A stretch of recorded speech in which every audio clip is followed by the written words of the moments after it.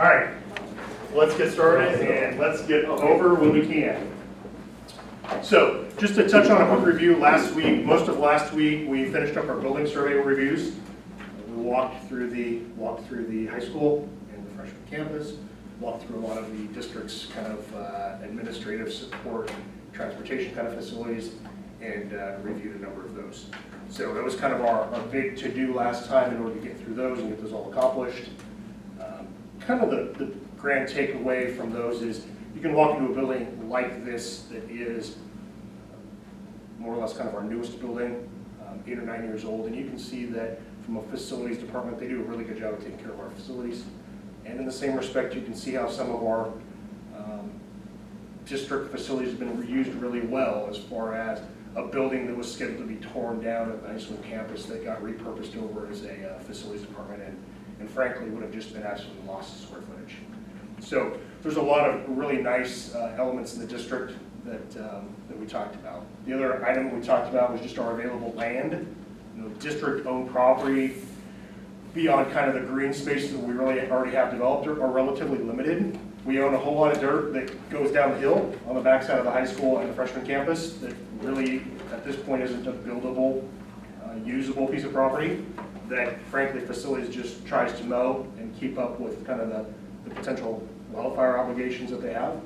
We talked about the property down on Tanum, which is, at this time, kind of the current transportation facility. We talked about how that's got about 3 or 4 acres of asphalt, how transportation feels like they're going to need to add to that space, but that kind of leaves about 15, 16 acres there that's currently undeveloped. The big struggle of that, as we currently understand, is it actually doesn't have a water right for irrigation purposes on the property. And so it's of an acreage that becomes an important consideration as we try to operate a school. And then the last piece that the district owns of size is over behind Cottonwood. It was formerly kind of in a place where it had been kind of sold by the district, but that kind of got kiboshed because of some Shaw Creek water relocation issues. And so as the city and county get through that process over the next probably 2 years or so, that property becomes usable once again, at which point, from a district perspective, we have to evaluate whether or not it has to use or whether or not it's just a sale kind of item. So we've got some property out there with all of its unique limitations. Okay, so that's kind of what we ran through last time and talked about. We're at a point where, from a facilities committee perspective, we should really be talking about elementary school boundaries and keeping those, moving those, or making some other kinds of modifications, and then preparing the recommendation to the school board along that lines. We're behind schedule from a perspective, and frankly, that is, I probably should have anticipated that more just with kind of summer and summer schools, summer schedules. You can see, obviously, we're down to however many of us there are, 8. So we've gone from highs of, I think, like 22 and 23 down to 8, and obviously, I think except for Heidi and our 2 school board representatives are absent any district folk. So it's going to be, unless as a committee you guys want to go ahead and modify our calendar and our schedule, I think next meeting on the 24th is also maybe going to be, we should have more district people back, but I think they're all going to be running around in the school preparation mode. So that's frankly just what happens, and again, we can either choose a committee to kind of modify our schedule, or we can just kind of push through it. So with that being said, the 2 elements that I think we want to address tonight are kind of this general concept of how and why do we draw boundaries. There's lines currently on the map, and those were all put there with presumably good intentions and good purpose. We know that the school board received a lot of comments earlier this year as to, frankly, why people's families shouldn't be moved into different buildings. But there wasn't a lot of, I guess, foundational concept of why do we set boundaries. We know that our district continues to grow and change, and as I look around, we can see where the dirt's already begun to move, and those might only be 28 to 40 unit developments, but those do impact our schools. And unfortunately, where they're currently being built, they tend to impact kind of the Apple Valleys of the world with a lot of new homes. But I can also see as we look around those pieces of ground that even within this development boundary are kind of primed and ready to go. Just as I was traveling up, came up of Washington today, and again, there's the corner of Washington and 72nd. I know for a while it was purchased by a developer. I don't really know whose hands it's in now, but from a development perspective, there's nothing that stops that from becoming a development of some value in the near term. It's obviously not turned back into Orchard, and Orchard, as Bill Horton has shared, is kind of the current limiting factor. If you've invested so much in order to put an orchard and have production there, you're making a 10 or 15-year commitment as a grower. You're not going to turn that out in 2 years and build some houses. So when we look around and we see that vacant ground, those are some of the things that we consider is where those are going to be built. So with that, I went ahead and I put kind of 4 questions up on the board on big pieces of white paper, and I'd just like your general sense. When we get up and we move around, take a read through and ask. I'm asking you some questions to consider. What's the definition of a neighborhood? I recognize that the walkability element of a school has some value. I know it has different value to different people. If I grew up in downtown Seattle or in the Seattle neighborhood and the only way I got to school was walk, I may not have a recognition or kind of the same starting point of a bus. I went to Natchez as a student. Every day I went to school, it was either because my mom took me or because I was on the school bus. There was no walkable school in Natchez, and that's just kind of how I grew up. So when we look around, those are some of the questions that I'd like us to ask and answer. And frankly, it comes back to the value question that we all have to internally identify and then as a committee put out there that says a neighborhood school is important because, or a neighborhood school might be nice, but we're not going to prioritize that because it has a lower priority for something else. And so neighborhood schools are one of the items that I put up there. Second question is around the elements of how schools should be organized. I've asked this question kind of in free group. I've asked this question on and off with a number of people is, right now we're a K-4 elementary, K-4, 5, 6, 7, 8, 9, 10, 12. Okay. Educationally, that's why I rely on the educators, the principals, those in our district whose profession and passion it is to teach and to lead students towards a point of success. We're going to rely on them as far as what the best model is.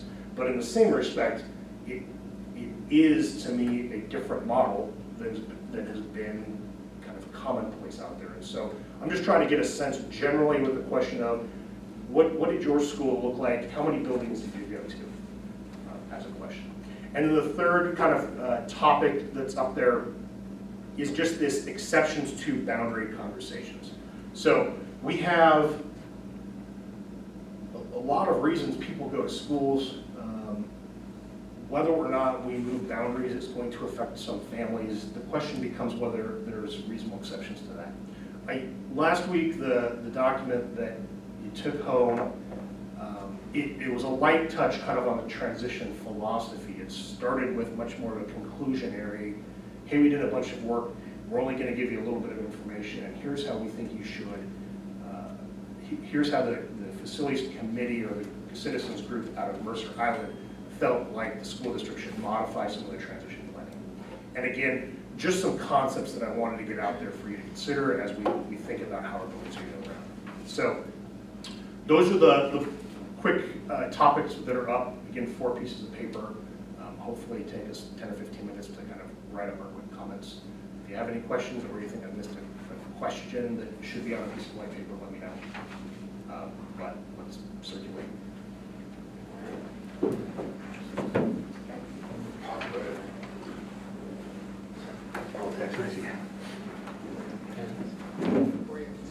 By grade. So It varies by grade. On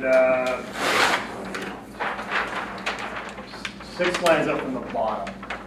So page number 1 should be, say that should be 2016-17 actual numbers. Okay. And so what I did is I took the raw numbers for Atanum, and Atanum, basically how the district organizes this is Atanum has 3 kindergarten classrooms, 17 students, 18 and 17 students. Apple Valley has 4, 19, 19, 19, 18, and so those all subtotal. So the district does this internal summary on a monthly basis, and then I just carried those totals down. If you get down towards the bottom then, after the budget over under, those are our internal kind of fiscal tracking numbers. So in this case, we had more kindergarten students. We had 379 kindergarten students, but had budgeted for 354.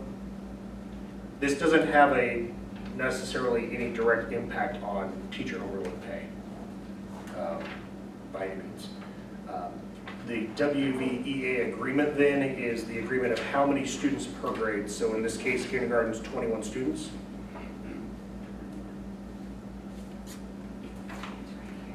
So like the Cottonwood kindergarten teachers got paid overall. So yeah, 22, 22. Yes, I believe that's correct. And some of these the same.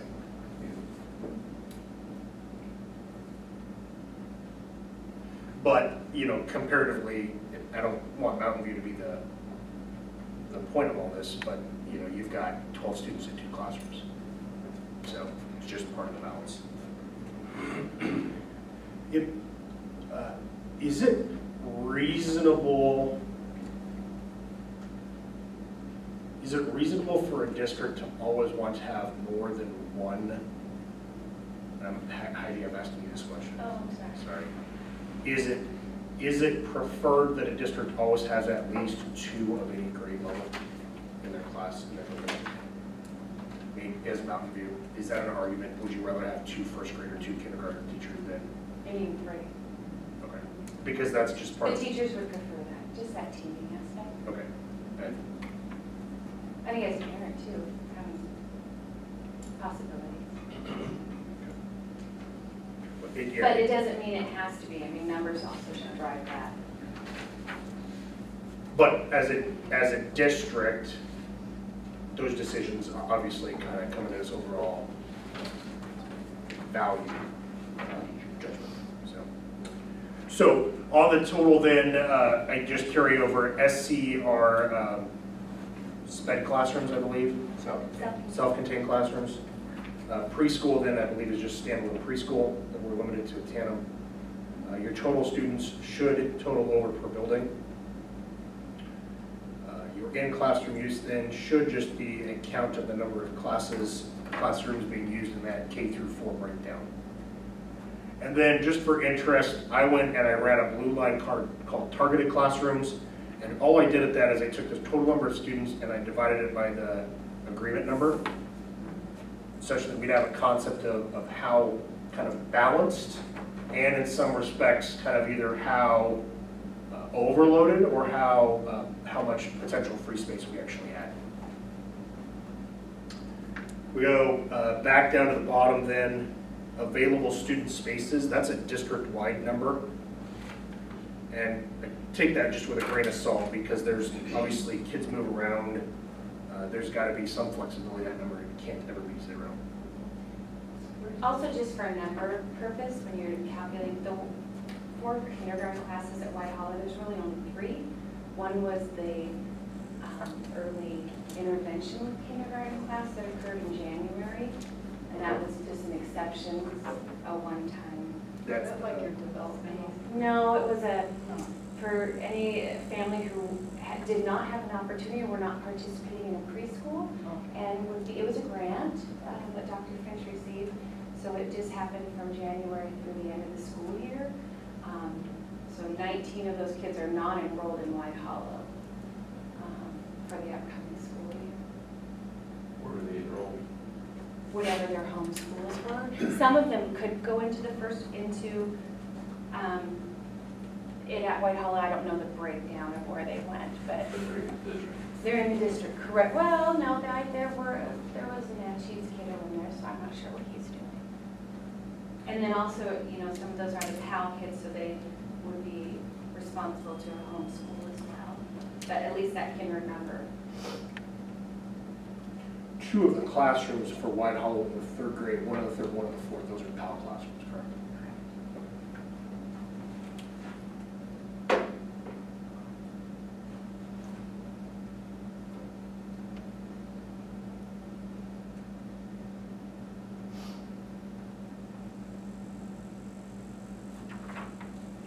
So I just, that's kind of how these numbers came out to be.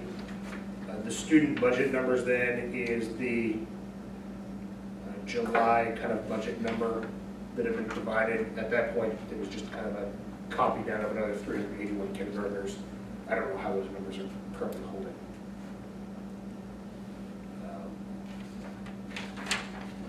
Okay.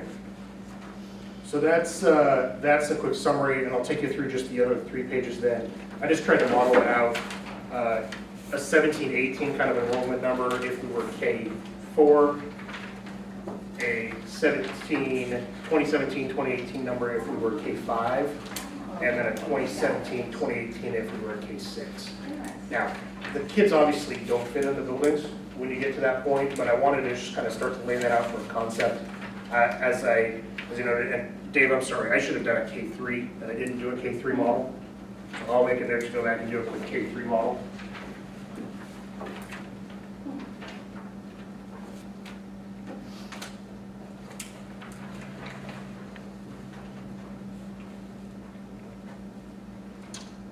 But that's just the concept there and try to lay it out.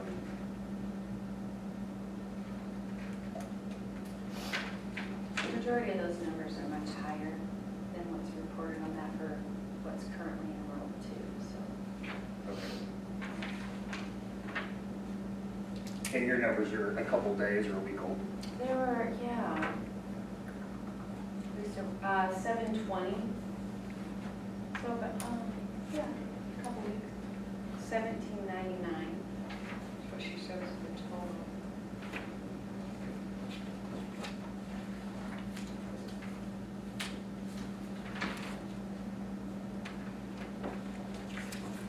This was our current numbers as of last meeting. So those are probably similar. So this isn't showing how many kids are out of the Trumbull County children. This isn't showing any out of district kids. It's Absolutely showing- does. It shows them, it just doesn't decipher how many are in each one. Oh, they're in the total composite number. Yeah, and we'll get some more breakdown detail on out-of-district kids.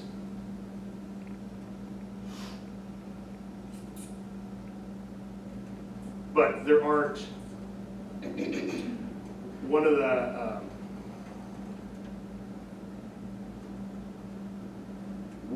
one of the elements that Heidi was going to go back and do for me is to identify kids as to students that are district staff related.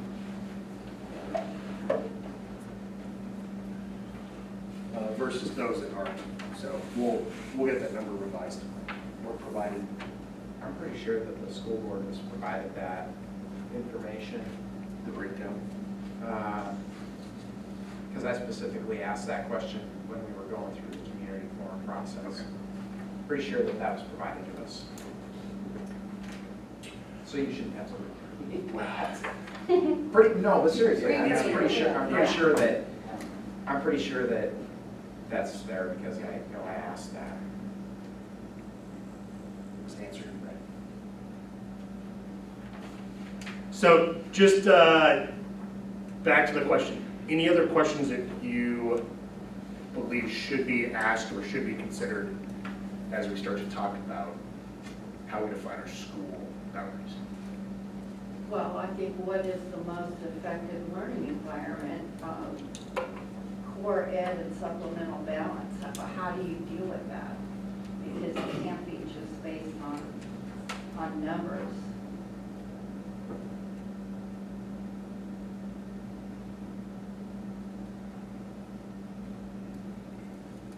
And help me out, When I'm Bobby, is thinking that about, a, when I'm thinking about that, I'm thinking about, you know, the trends that we saw in education with that whole pod and how we had the centralized, like, library in the center and the classrooms, like the hub model. And, you know, we saw that and that was really popular for a period of time. And then they said, oh, no, that's not working. Now we're gonna switch to something else. And I mean, what is considered the best learning environment in in terms of this configuration that we talked about up here? Is it the K3, is it the K4, is it the 5, 6, 7, and the 9, 12? What is it? The last one that I saw was K8, 9, 12. I know, and that's what I keep seeing, K8, 9, 12, and I'm wondering about the validity of the freshman campus and the problems that we're seeing with kids' walkability and the issues that have been raised about safety, et cetera. I don't know. So I don't know the answer to that either.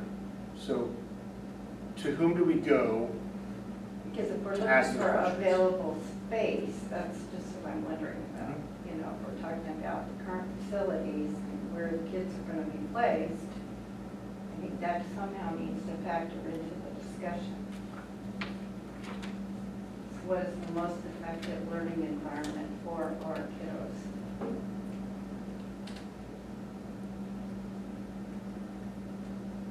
That's gonna be a major, I mean, that should be a major consideration. Because we know the limitations. We saw that one of the only places to expand is going to be probably at White Hollow with current structure of the physical plant, right? We know we have an extra classroom space out at Autumn Valley. But if you try to bus more kids in there, it just scares me the way the current road is and the current transportation and the parents dropping kids off and what that would look like the more kids we feed into that school. There's very limited parking out there too. So some of that, when you think about your getting kids safely to and from school, that needs to be part of our discussion as well. Well, and I think that's a good question. We can talk with people about that Yeah, because obviously it's been a priority for the district. right. And maybe there's still improvements that can be made. So I found this to be interesting as we look at the question up on the board. How are your grades organized? How many buildings did you attend? So a smattering up there. I like the one that was K-12, all in one building. Yeah, that's legit. It's pretty awesome. But a lot of kind of, You were in the country? Who Or was a it? private It wasn't school? me. Oh, it wasn't, private school? no, Country school? country school. Yeah. a lot of K-5, K-6. Natchez at the time was a K-3, 4-building campus district. I found this to be interesting.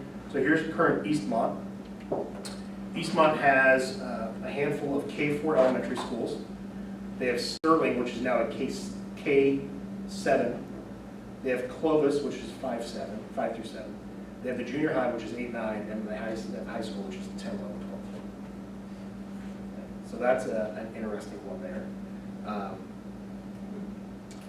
They had, as part of their evaluation, boundary evaluation, they have also considered a lot of different orientations here, and so this was kind of an interesting survey. The challenge with the survey is page 1 has the data, and then pages 2 through 19 are just community comments about, general. So there's not a lot of data to the data, but it's interesting nonetheless if anybody would like to see that. So they have one elementary that's K-7. And when we modernized that building, it was called Sterling Intermediate. And the little bit of commentary that's in the back is whether or not it's becoming a select school and whether or not they're allocating, only the smart kids to that building. And so there's I don't know how much of that is honest, obviously is fair or not, but some general comments in there that were a little bit challenging.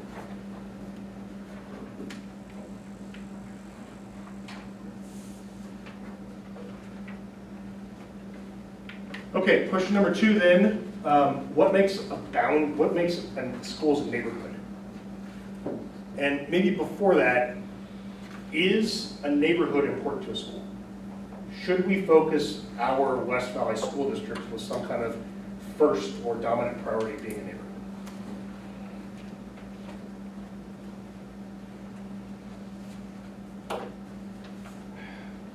I don't know if West Valley has its traditional neighborhoods like you may see in some more planned communities, per se. Not that there's not certain areas like Cottonwood has that.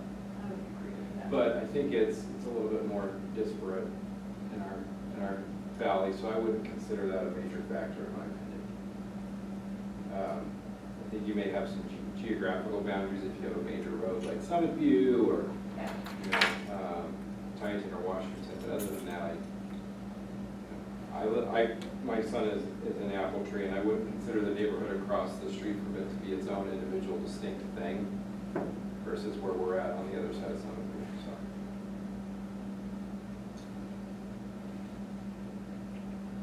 The one discussion we had this spring was that it's not a neighborhood, but more of the community. So your community doesn't mean it's a neighborhood, it's the community of your school. So that's, I put that down, the versus, or the distinction between maybe a neighborhood, or is it a community? And I'll second that from the fact that, you know, prior to having a son in Apple Valley, I didn't know you, I didn't know you. There was lots of people I did know, but once we were connected in and volunteering, and it wasn't the fact that people lived across the street from here in the same little cul-de-sac, it was that we were Apple Valley parents and these are Apple Valley students. So I guess maybe to expand on that would say, well, once we establish these districts, figuring out a way to try to keep them together through, you know, head count changes, so that you're not having parents who spend 3 years in one school and then all of a sudden they're in another school with a new principal, new families. I think that's a really good point. Well, I think you look at Autanum and Mountain View. My children go to Autanum. We're nowhere near the school, but we are that Autanum community. And so I think that's, again, the distinction between a neighborhood. You think it has to be, like Chris had said, the literal neighborhood, but, you know, we're several miles from it. I think Mountain View would be exactly the same. They would never say they're a neighborhood of it, but they're definitely a community of it. Just have difference. So how easily is community of a school rebuilt after a boundary change? Depends on how often you do it. If you do it once, people will adjust. If you do it every 2 years, people say, this, you know, who knows if I'm gonna be here next year, so why do I care? I mean, apart from the kids, obviously you love kids, and I'll be part of that, but I think it'll limit how much you're involved in, how much you commit to.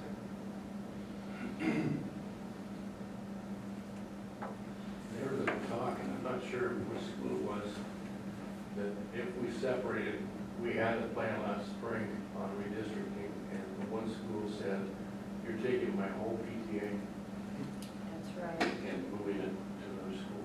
And the happy people in the PTA were moving to a different school. But it's the empowerment of the building to bring in even the people who aren't, and even the kids who aren't. You know, it's, that's the aspect of a community, is you have to take who you have and empower then a new, fresh one. I mean, if we all left you, because we wanted to go to the finance committee, you would have to be empowered to find new people to be on the committee. You couldn't just say, well, there aren't any. You know, it's that, anyway, just difference in thought on that. That we all lose them. When our fourth grade parents move on up, we might lose 5 of our PTO members, but then we just have to drive in and find others. But I think that's such an important concept that we need to be mentoring people so that when you know those kids are moving on, you've got someone to step into that role. And then those mentoring partnerships, we should encourage that. I see that happening now with the Apple Valley PTA. Yeah. I know that my wife got brought in on something to shadow someone 1 year so that they could lead it the next year. Right. So, you know, obviously, that's something that should be considered. But again, I think it goes back to, if you're continually reevaluating boundaries because you're not appropriately addressing growth, you're gonna have less involvement because people are just not gonna wanna Don't shut down. re-engaging in that.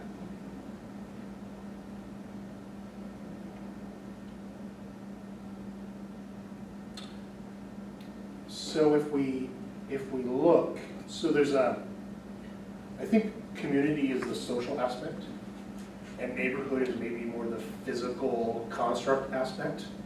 And I appreciate the comment of big roads in the way help to divide schools. And I think that's an interesting way to look at how we lay out some of our boundaries, because that does feed into the transportation model and how we get kids safely to and from school.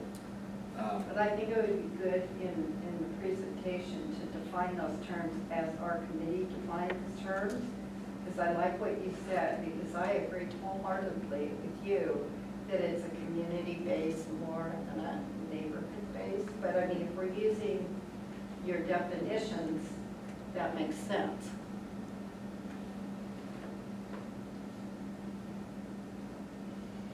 Because I think if somebody heard it and didn't understand how we were using the terminology, it might be misleading. So I think it'd be important to define those as we're using that terminology.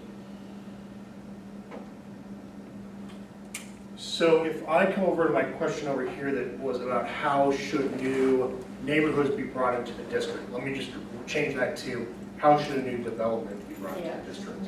That's how I would. What are the factors that we should consider from a development perspective? If I'm a builder and I just announced that I'm going to do a 40-acre single-family development, and as part of that, we project that we're going to have 60 kids show up, where should those 60 kids go? What should be the determining factor?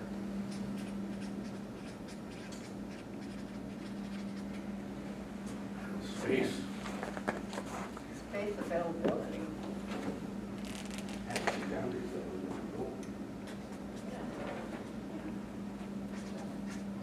So that's what you're stepping boundaries.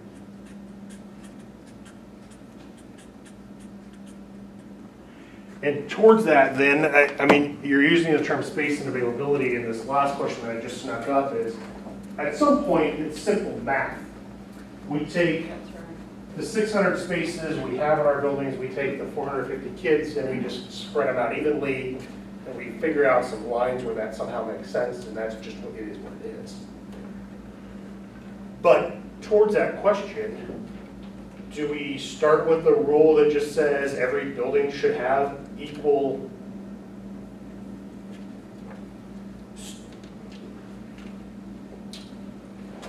one of the challenges that I have when I look at this from a numbers perspective is none of our buildings are the same size. That's right. That's the challenge. And so the reality is Apple Valley may have 4 elementary schools, 4 kindergarten classrooms last year, but maybe math means they only have 3 or 5 this year.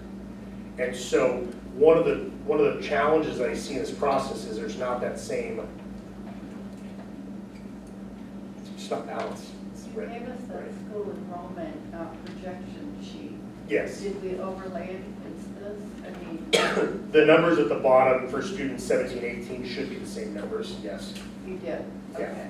So we know that. And then the other thing is the consideration, what I heard in some of those community forums, and I think that the school board did a good job listening, was that, you know, the concerns of parents with siblings that were gonna be at different schools with different start times and their childcare and all of that, and what were they gonna do? So is there gonna be exceptions or variances for siblings, and how would that look? I'm sure that'll be some- Well, and frankly, towards that end, I think the question that we should consider is how much address checking does the district do? And I don't know the district wants to get in that process, but there's a lot of PO boxes where students get their mail sent to, and some of them have West Valley addresses and some of them don't. I think you have to show physical, You have to show when we went to us- Cottonwood, we had to bring something physical to show, like a power bill, I think is what it was, or a water bill, something like That was just for you. that. Right. Anyone from Moxie. So there's supposed to be some attachment, but again, that comes back to the example that was shared at the school board, which is essentially all my kids and my sister's kids all go to grandma's house in the morning. Yeah. And grandma lives in my neighborhood, but grandma doesn't live in my sister's neighborhood from a school allocation perspective. And you know, is that an exception where, because they all get picked up at grandma's house every morning? Sure. How many kids are bused in from Yakima? We don't bus. No? How many are brought to West Valley? That's the added. Bus, yeah. That's that. There's about It's a good question. 260. And is that due merely for the fact of extra revenue? Yes. Well, because we have space right now. We have space for them. I think in early August, you guys, elementaries get together and decide Yeah, we're meeting Thursday. which, you know, of the out-of-district kids, which ones can we take and not take. So you'll know that by the next meeting. No, well, it depends on the school. Like, we will not be taking any until, I won't make that decision until after Labor Day. But like Mountain View or Auttanon could, but some of you is a no. I mean, Cottonwood's almost, you know, I have one grade that I could, if they were happening to come in second grade, I could do it. When you talk to people around the community, though, I mean, you deal with people on the east side or central Yakima, north, south Yakima, and where are your kids in school? West Valley? But hadn't How you my said kids that you struggle, were, you know? you were seeing a lot more, if I recall, from the Catholic schools and some of the private schools, they were coming back. Yeah, we have 12 new kids in first grade. It's almost half the class. Isn't that amazing? Usually I have about 8 to 10, of 12, and one just emailed me again, so that's huge. That's, and then in third grade I have about 5. Holy Family's gonna be opening up a school again this year. Yes. We used to be Carroll, where my wife went to school. It's gonna open up again as a school, so I have no idea what kind of impact that's gonna have on any out-of-district areas or people that attend West Valley, or I mean, attend Holy Family that live out in West Valley. You know, we come in, we live in West Valley, but go Holy Family. So I'm not sure what that's gonna happen, but apparently the diocese has determined there's a need, and so they're gonna open up a school, and I'm not sure what grade. but They're also getting rid of St. Paul. Right. Right, So it's they're moving further west. Yeah, well, St. Paul's is kind of old. Well, They're moving to west, and they just broke ground, and they just cut the foundation, yeah, there's the- right, at 56 and Chestnut? Yeah, they're- They've prepared they have an early education building that I think is essentially. Oh, that was gonna go there? Yeah, that's opening, like, soon. I think it's done. Oh, And the intent, I believe, is to have the school fully online by school. But it's all of, I drove by and counted, I think it's 16 classrooms. So it's not. But to your point, you know, we've got to figure out where we draw a line and what the standards are, because from that family's perspective, if you've got 2 families going to grandma's and going to school, yeah, that works for your family, but you're also bringing in kids from another, you know, zone into here for your convenience. Well, that might not work for us. So there needs to be some sort of, okay, this is no longer acceptable. Your kids don't live here, they need to go to the school in the area that they live. And that's- how do you regulate that, though? That's the issue. That's the issue. I mean, kids are taught at a young age, don't talk to the principal, don't talk to anyone about anything. That's an unfortunate reality. We follow them home, Yeah. you know. Really? We don't have Amazon Alexa devices, we can just listen and figure out what to do. Just don't talk. Put Find My Phone app on there. Kids are topped out, but kids don't. Believe me. Kids are great. Where'd you go after school? Oh, you know, I went. Oh, okay. At least some. That's great. That's great. Yeah, my kid would tell me. But when we were doing the boundary stuff this spring, we had to decipher that. We had to just totally take all of our inners and outers, so in district and outer, put them over here and just deal with our boundary kids. So we've done a lot with those numbers, and it can be clean. Mhm. It can be a very clean, it's just a numbers game to balance it. But like you said, you just cannot take a whole 2,200 elementary schools and stick them to 6 buildings, because we all have different capacity. That's the problem. And those special programs too, right? For your special ed kids, because they're not all preschool and the preschool, public school. Yeah, Yeah, and those just can go away. You know, The epic. I- that epic one. I think to a degree, you've got to guess for your projected growth, for what you know and what may be coming down the pipe. You zone for that, and then if you have to make tweaks, you make very minor tweaks as you go in order to keep the majority of the community intact for a zone. Because obviously, if you would have talked to us, maybe we knew 6 months ago that 74th and Summit View that orchard was going to be cut down and make way for new homes. Maybe we didn't know, but you just have to assume if there's certain plots of land like that there's a potential there for future development growth. So the land at 72nd Washington you speak of, so I know we bought that, it goes all the way up the hill, and they're gonna clear cut all those, all the way to Coolidge, or not Coolidge, past Coolidge to, what's the next road? Occidental. Oh, that's on the other side, That's yeah. different from when I was here, and I was told that they're gonna replant. No, not that, not the cut that's already cut, but the up on top of the hill, That's because they're old trees. but it's sold. I'm talking about the one on Summit View, you're talking about the one on 72nd, you're on the other side. I'm talking where he was Oh, talking. 72nd. yeah, you're, In Washington, go up the hill. That's right up by me. Right, and they're gonna clear cut all those trees, it was just bought. The owner of. Cottonwood Partners.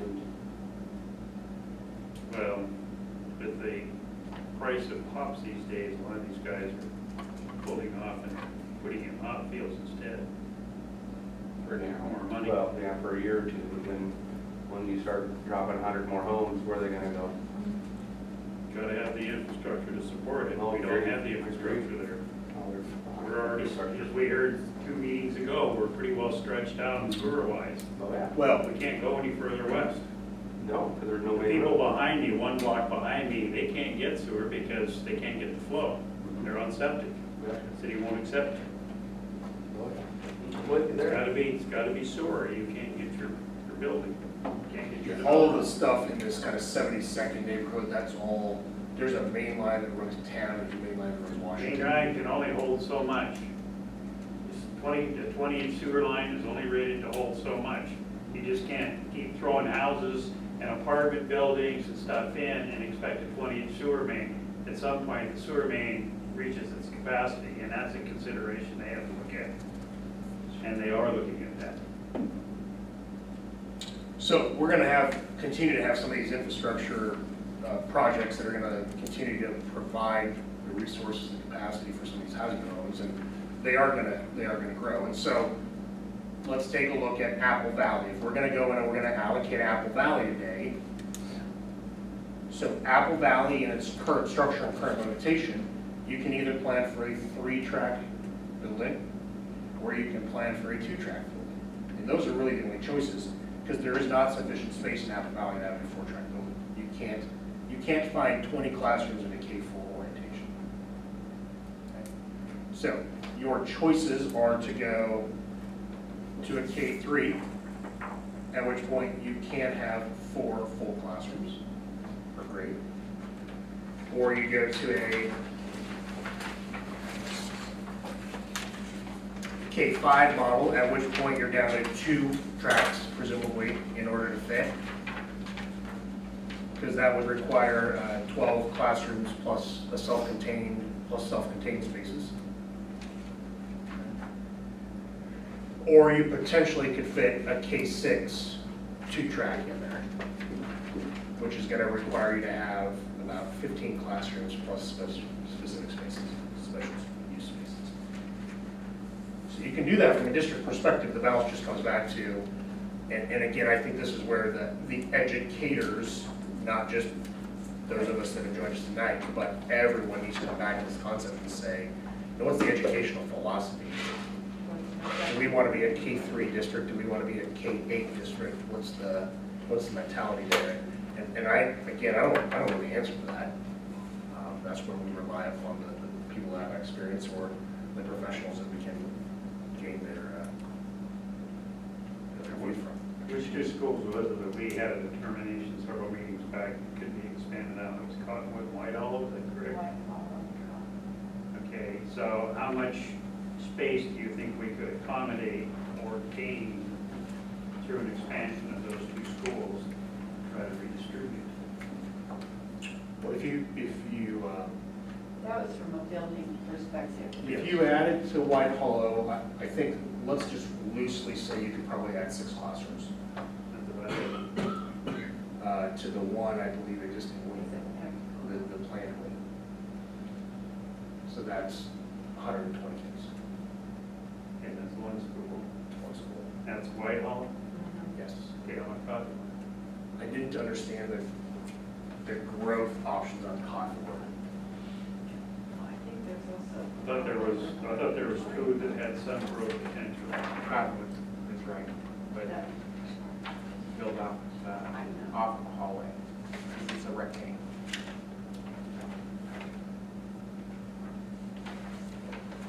Just add to the south. Because Cottonwood is No, gonna get to the- inundated, I'll bet you, if they to do the- put in to that the 400 east, unit to the east and apartment south. complex between 64th and 72nd, that's right across the street from it. But Cottonwood has some other issues because they've got a capacity issue, which would be. That's why it has to be- So, That's why I'm saying, you're probably gonna have to expand. If you put a 400 unit apartment complex, Yeah, and you estimate a certain number of kids are gonna be right across the street from it, right. So, yes, Pat, I think you have development potentials at both of those two buildings. Honestly, I think the only barrier to that is that money thing. well, yeah, it's always boils down to money, we know that. But what's the solution right now for, we were talking about a 5 or 6 year plan here, Yes. compared to tearing down 2 schools and spending almost $100 million rebuilding 2 schools at the same time. You also have other things to take into consideration though, such as parking lots. You could add 6 classrooms in ours and you would never be able to get those many people into it. And White Hollow's parking lot is extremely small. So I think you have to look at some of that as well. Not that it's not, it's just other things to consider. Like she's trying to point out the cafeteria or multi-purpose room, which White Hollow does not have. It just has a gym. And those capacities are also, I think we're also beyond that. So now you add another 120 kids, you're way beyond in those. There's restroom, I mean, so yes, six or 8 classrooms is easy, but remember there's other pieces just to walk through as well. I think that would be something to make sure that the infrastructure, the bigger piece of it, can manage all of that as well.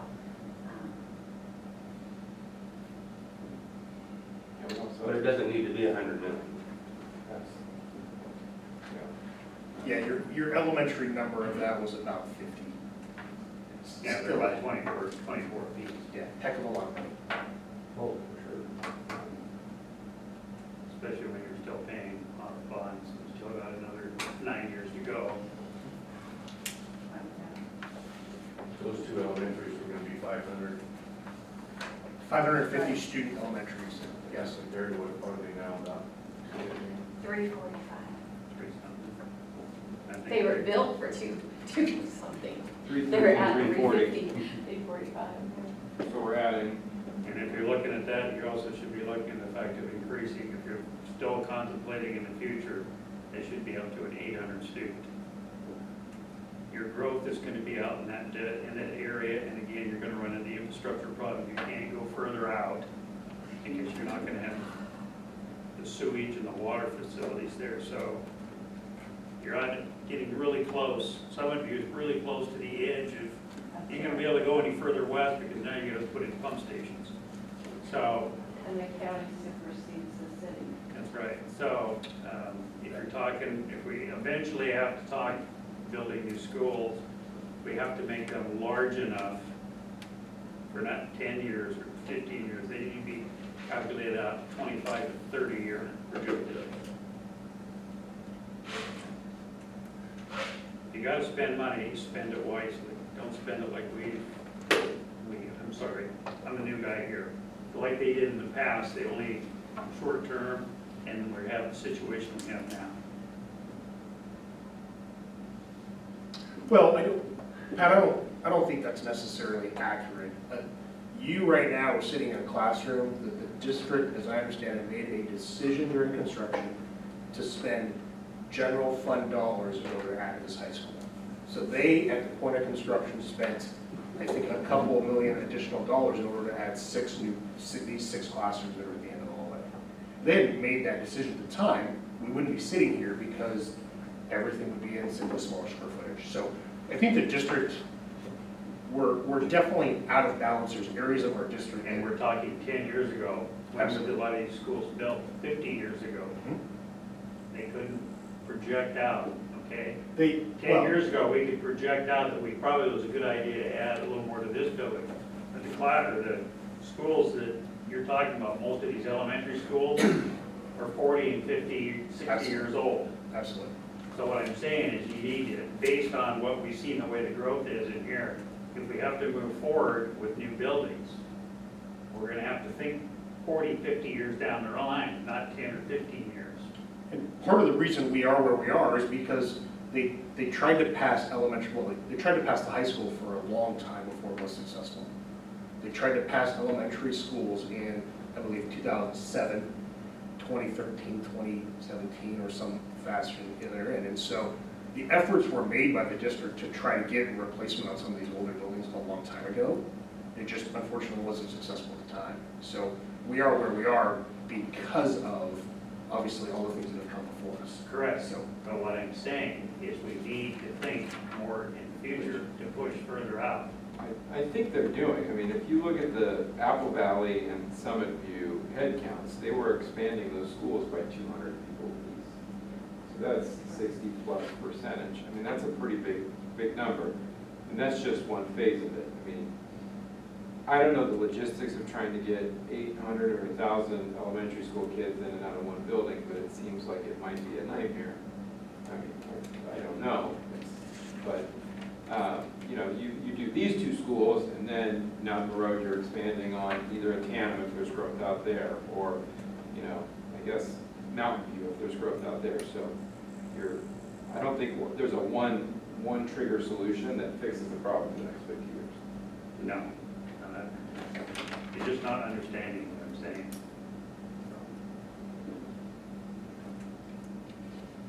You're not gonna find very many 800 kids in elementary schools around. It's not because people are short-sighted, it's because, you know, I was at the middle school, we had 800 kids, and 800 middle schoolers is fine, but at the elementary level, the 550 or whatever we're talking about, just national, you put in 250 more, and they become numbers, and not kids.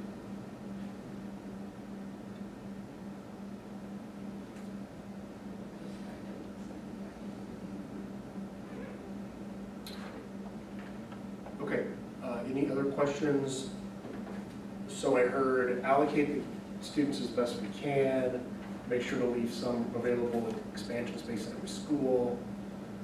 What other kinds of things can we do to modify kind of our current student allocations in order to, I mean, do we say to the next developer that comes in, hey, welcome, yeah, we know you can see Apple Valley across the street, but you'll be going to Mountain View? Is that something that we want to do? Is that a recommendation? That's been brought up. And leaving the kids that have been at Apple Valley for generations, let them stay rather than have them move, which is one of the ideas that was brought up last year, was we have to move kids out of Apple Valley and to let new kids in that. And I thought the parents pretty much said that's not right. Leave the kids who are there. And the other people are given a choice when they move it across the street, they're gonna understand you're going to Mountain View. You know, that's just the way it is. But we can't get to the point of an existing home that's been there for 10 years with a new family that comes in. We can't look at them when they walk across the street, just like the family before them, and say, oh, I'm sorry, we're out of space. You're new to our neighborhood, new to our community. You need to go to Mountain View. We've done Why that. can't you? We've done that in the past. It was done in Seattle. I put up their tenure of the student because of that. I think that's pretty important to families. One of, well, besides the cost of building new schools, the second thing that you probably could hear people talk about was the tenure of the student. So if I live in Cottonwood Grove, kids are going to Cottonwood, but we decide to move somewhere else further west, we don't want to pull our kid out of Cottonwood and dump him in Mountain View. Because he's used to the principal, he's used to his teachers, he's used to latchkey, he's used to his peers.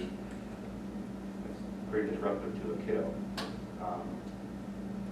And I mean, I wouldn't hurt my feelings if I was the new person that moved in across from Apple Valley and they said, sorry, bud, we're full.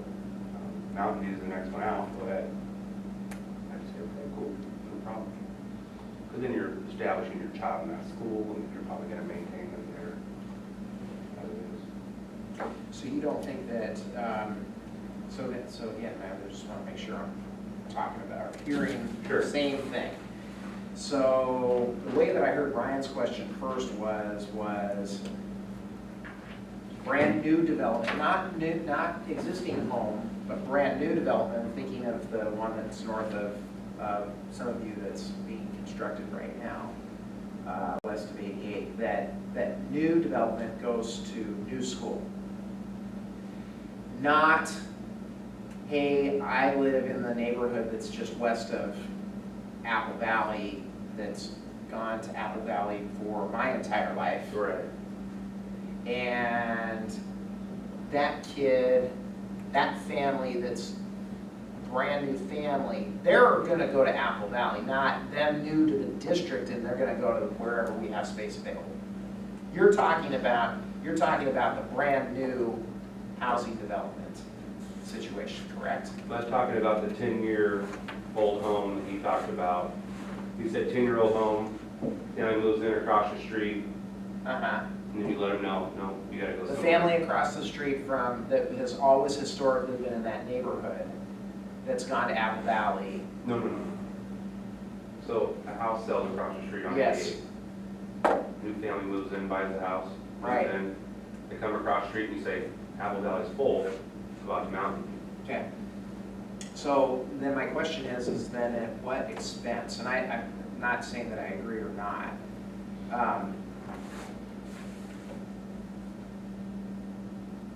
At what expense does that hurt or harm new family into the neighborhood that's everybody around them is going to Apple Valley except them? That's I a don't more know. rhetorical question than anything else. I'm not putting you on the spot. It's a- No, and I'm okay Yeah. with this. So I grew up on a road named Clinton Way in Yakima. Okay. I lived on the south side of Clinton Way. I had 3 best buds that lived across the street on the north end. They went to Nob Hill, I went to McClure. Okay. We all got along great and still together to this day. I don't think it really mattered which school we went to. I think the learning environment was the same. I just walked east and they walked north. So, I think that, to your point, the newer development saying this entire development is gonna go to X school, to me that makes sense, because then the families move in, and if they move out, you have some expectation of where you're at. I think it'd be a little harder to manage some individuals moving in and out, but to your point, if you have a newer development that's got a lot of homes, like the one near my house, yeah, you know what, that, you may have to say this is gonna be zoned for Mountain View. You can't move it into Apple Valley as long as you keep it there. Problem again, this comes back to the moving stuff around continuously. So if you plan for it well, we should hopefully be able to factor most of those changes in. a lot of people move to Cottonwood to go to Cottonwood, Cottonwood Grove, for their kids to go to Cottonwood. Yeah. The majority of them. But I guess, people adapt to change well. We're resilient to change, but we like to say we're not. And if I think if you told the whole development, in a flyer, or builders had to tell them or something. This is not Apple Valley, this is not Cottonwood, you're gonna go to Mountain View. They may drag their feet up and tough, but you know what? If mom and dad like that house, they're gonna buy that house. Well, to take that to the next step though, is the district owns this 15-acre chunk or so that's gonna be impacted by the relocation of Shaw Creek. So let's say it's 10, 12 acres, whatever it ends up being. The district decides, okay, we don't have value for that, let's go ahead and put that on the market. So the developer comes along and says, here's your cash, we're gonna develop and then we're gonna build a bunch of houses. Okay? And in a literal sense, they're gonna be able to see Cottonwood in the backyard. They're gonna see kids walk past their house to go to Cottonwood, but we would say that that development goes someplace else. It's been done in the past. Yeah, it I mean, it doesn't sound comfortable, doesn't sound like you want to be the messenger, but unfortunately, sometimes you have to give people news that they don't want to hear. But like I said, I mean, everybody will adapt to whatever they're told. I'm sure you might get some phone calls, the school board might get some phone calls, I mean, you're going to drive. But 2 years is going to be a mute point.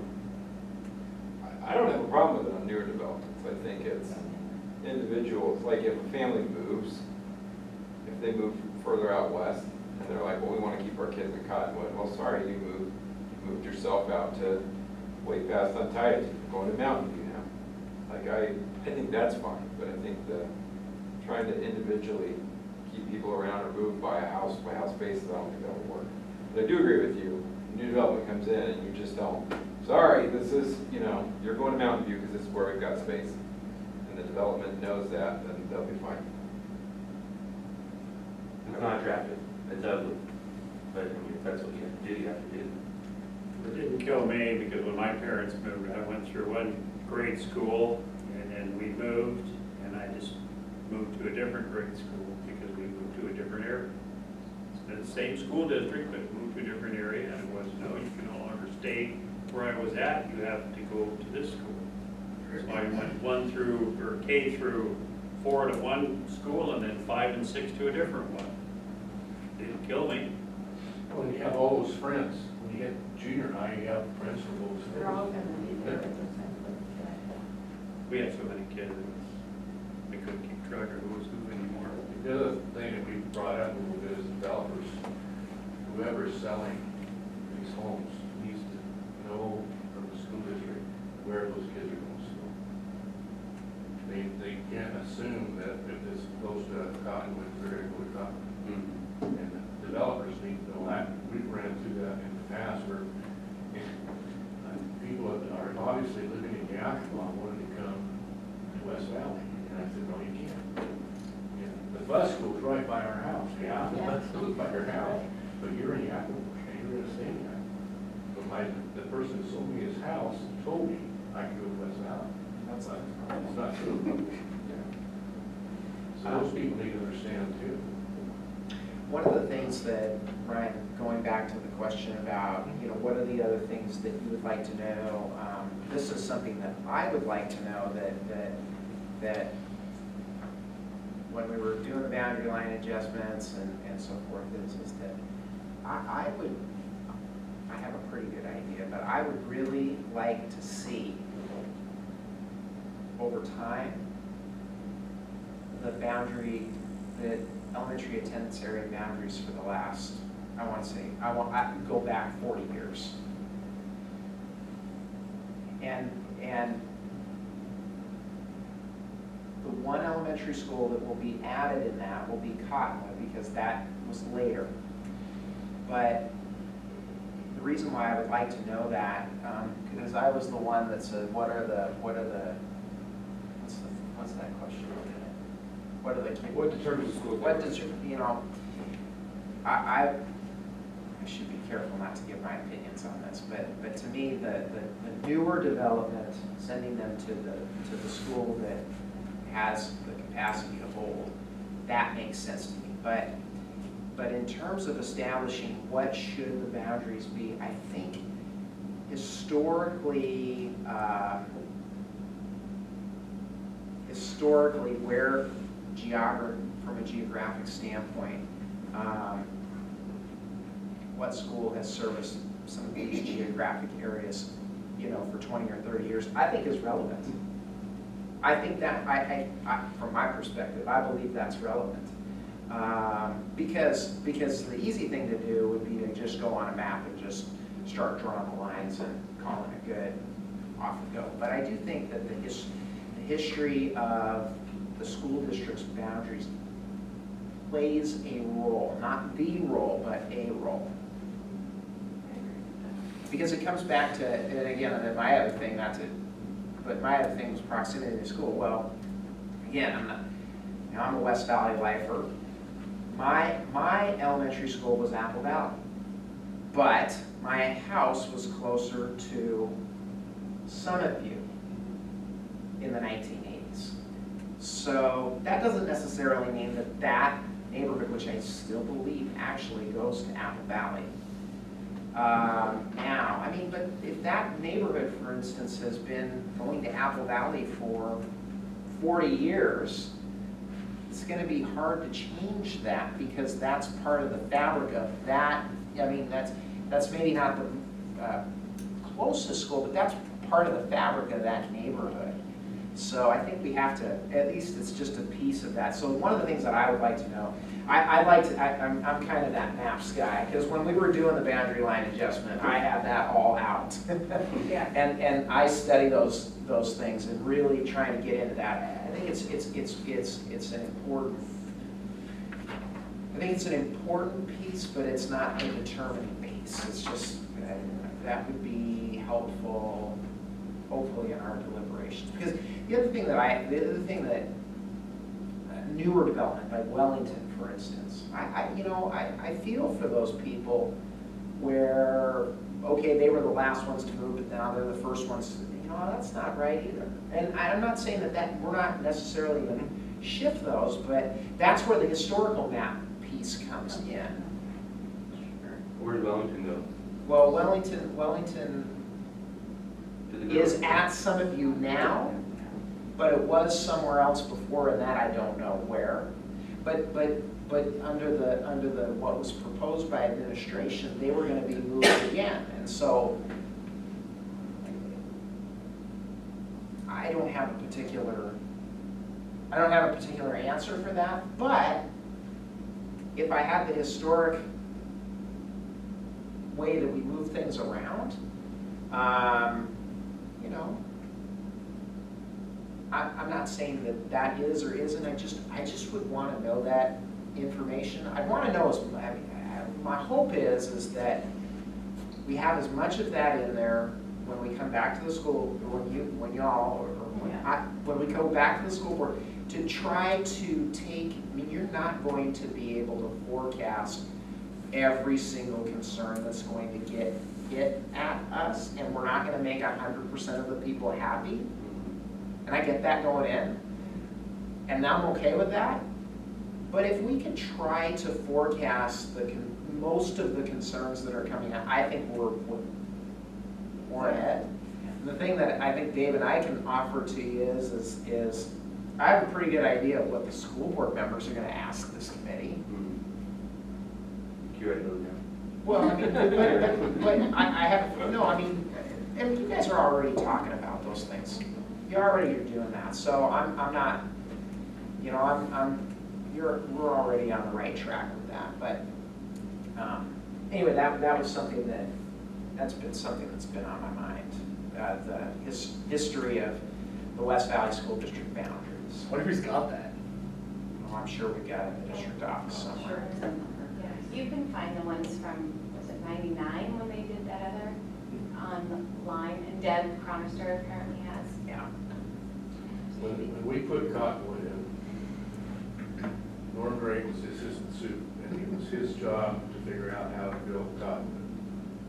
I live on the east edge of the district, 48th Avenue.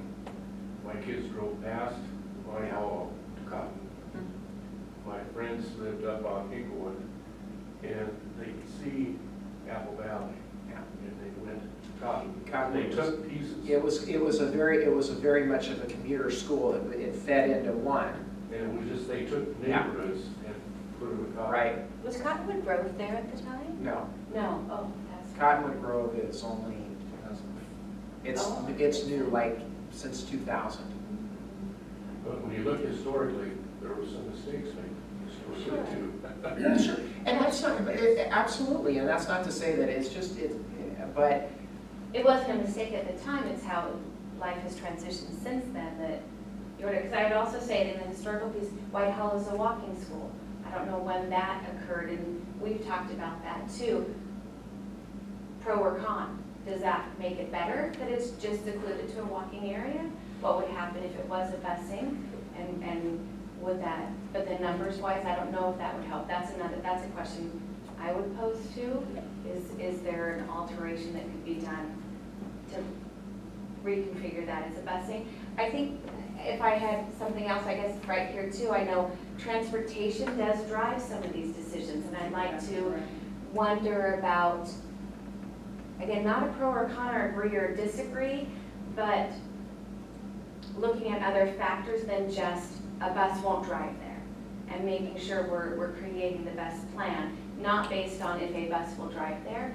I was in East Valley when they took the intermediate school and turned it into the elementary to make 3 elementaries, and they went back 4 or 5 times, and not just because the bus won't drive there, but your title numbers were off, your enrollment numbers had all the certain group of kids, your ELL was only at one school, and they had to mix those kids up. And so transportation had to go back to the drawing board.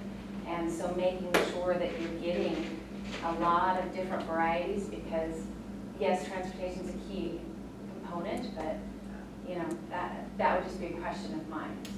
Making sure it's a right, like you always say, the learning environment, and what about White Hollow not being a walking school per se? White Hollow's not, if you want. No, it currently is, so we never. It's not, Oh.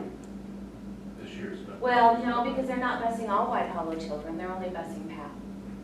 So I think they're busing, Mike, aren't we, we're busing kids to White Hollow. Only PAL kids No, currently. no, I think more than, well, not just about. It's changed from being a walking school. No, not sure. we are busing more than just that. Seems like I've driven by there and seen more than one bus. Yeah. More than one small bus. I've been seeing the Clarity big, on buses. seeing the regular No, sized they buses. haven't, yeah, they But haven't. I don't, Yeah, they haven't I done it. don't hold me to that. Yeah, it's, again, great question to ask, I can inquire on that as well. Well, there's no doubt that April, our transportation director, has to be A component. part of this. Well, I know she just got done with her 17, 18 maps, Yeah. so there's open availability. Yeah. But Ryan, you had another idea as far as how to determine that whatever Waco's doing is a different method than what April is doing.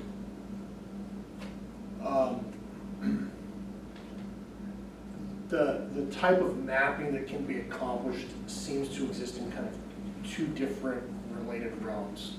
A lot of the planning environment, what our cities and our counties and kind of the planning industry relies on is this kind of one set of computer software and kind of data structure. April has a specialized transportation tool that she takes kind of the same pot of data from Skyward, so kind of the where kids live data, what grade they're in, and she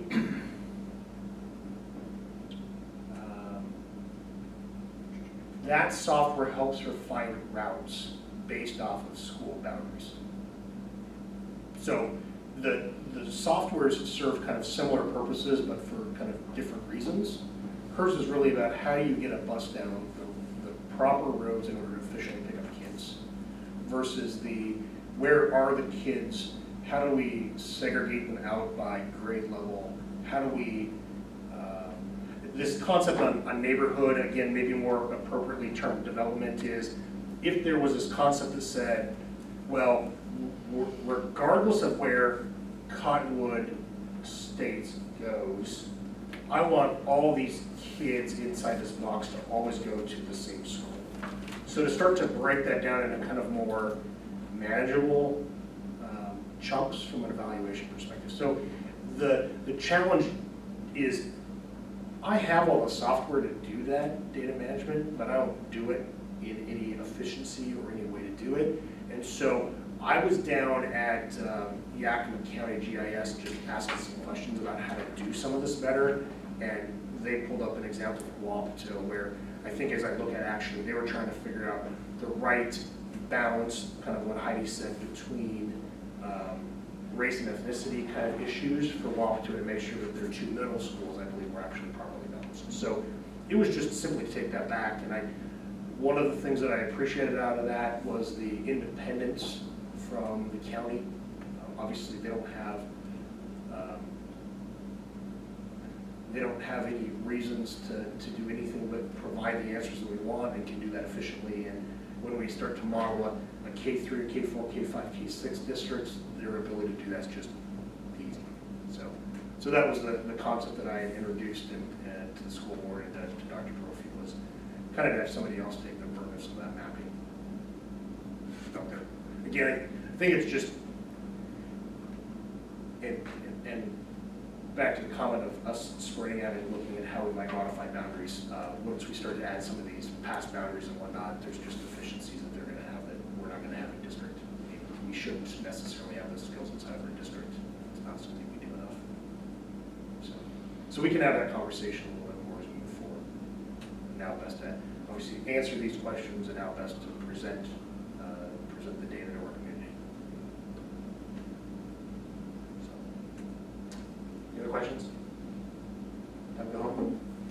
Start at 10 minutes late, leave 10 minutes